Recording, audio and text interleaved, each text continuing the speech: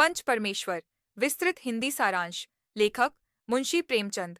पंच परमेश्वर मुंशी प्रेमचंद की एक प्रसिद्ध कहानी है जो भारतीय ग्रामीण समाज की पंचायती परंपरा, न्याय की भावना और मानवीय मूल्यों को बहुत ही सुंदर ढंग से प्रस्तुत करती है। कहानी के मुख्य पात्र जुम्मन शेख और अलगू चौधरी बचपन के घनिष्ठ मित्र हैं।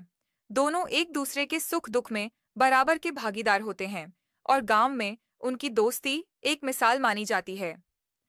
एक दिन जुम्मन की बूढ़ी खाला मौसी अपनी सारी संपत्ति जुम्मन के नाम कर देती है, इस शर्त पर कि वह जीवन भर उसकी देखभाल करेगा।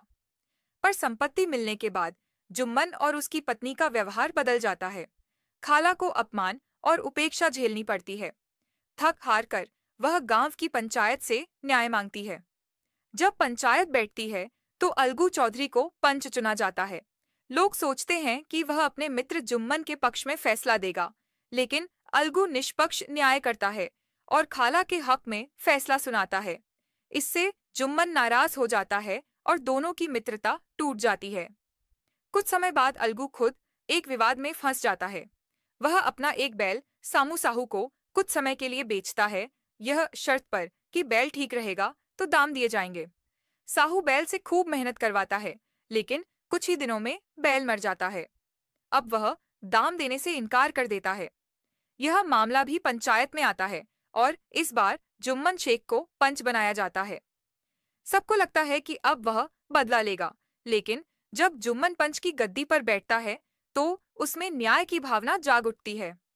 वह निजी दुश्मनी भुलाकर निष्पक्ष फैसला देता है कि साहू को बैल का पूरा मूल्य देना होगा, क्योंकि उसने बैल से काम लिया और वह उसके पास रहते हुए मरा।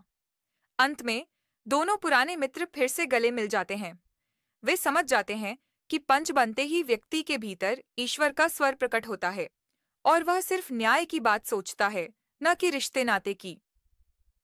मुख्य संदेश: न्याय को निजी संबंधों से ऊपर रखना चाहिए। सच्चा पंच वही होता है जो निष्पक्ष हो। जब व्यक्ति पंच की कुर्सी पर बैठता है तो वह परमेश्वर का रूप धारण करता है।